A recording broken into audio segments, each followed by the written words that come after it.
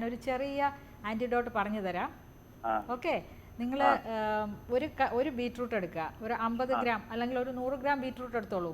അതോടൊപ്പം തന്നെ ഒരു 50 ഗ്രാം ക്യാരറ്റ്, ഒരു തക്കാളി, ഒരു 50 ഗ്രാം തക്കാളി, ഒരു 10 കറിവേപ്പിലയുടെ ഇതള്, അതോടൊപ്പം ഒരു 4 ചുവന്നുള്ളി, 2 വെളുത്തുള്ളി, ഒരു കഷ്ണം കുടംപുളി.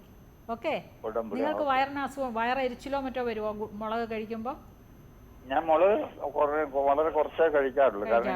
അല്ല, അങ്ങനെ എരിച്ചിലുണ്ടെങ്കിൽ കാന്താരി മുളക് ചേർക്കണ്ട.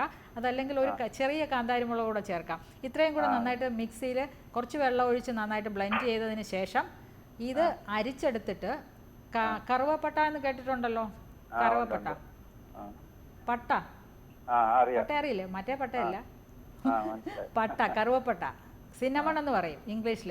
കറുവപ്പട്ട പൊടിച്ച് വെക്കണം. ഒരു 250 ഗ്രാം ഒക്കെ മേടിച്ച് പൊടിച്ച് വെക്കുക. ഒരു 5 ഗ്രാം എടുത്ത് ഇതിനകത്തേക്ക് ചേർക്കുക, ഒരു ഗ്ലാസ് ഈ ജ്യൂസിലേക്ക്.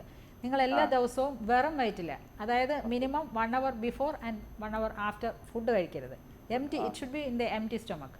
വെറും വയറ്റിൽ കുടിക്കുക എല്ലാ ദിവസവും. എന്നിട്ട് ഒരു 2 ആഴ്ച കഴിഞ്ഞിട്ട് നിങ്ങളുടെ കൊളസ്ട്രോൾ ലെവൽ നോക്കി എൻ്റെ നമ്പറിൽ വിളിച്ചു പറയൂ. ഓക്കെ, 2 ആഴ്ച കഴിഞ്ഞ് നിർത്തണമെന്നല്ല, ഞാൻ പറയാം എത്രത്തോളം റെഗുലറായിട്ട് ഇത് കഴിക്കണം, അതോ എത്രത്തോളം ഇറഗുലറായിട്ട് ഇത് കഴിക്കണം എന്നുള്ളത് ഞാൻ അപ്പോൾ പറയാം.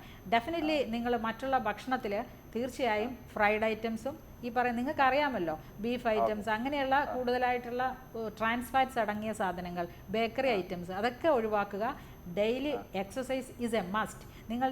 നിങ്ങളുടെ നല്ല കൊളസ്ട്രോൾ കൂടാൻ വേണ്ടി എല്ലാ ദിവസവും brisk walking is absolutely essential. എല്ലാ ദിവസവും നടക്കണം, നന്നായി നടക്കണം. Add lots of fruits and vegetable, നിറയെ പഴങ്ങളും പച്ചക്കറികളും നിങ്ങളുടെ ഭക്ഷണത്തിൻ്റെ ഭാഗമാക്കുക.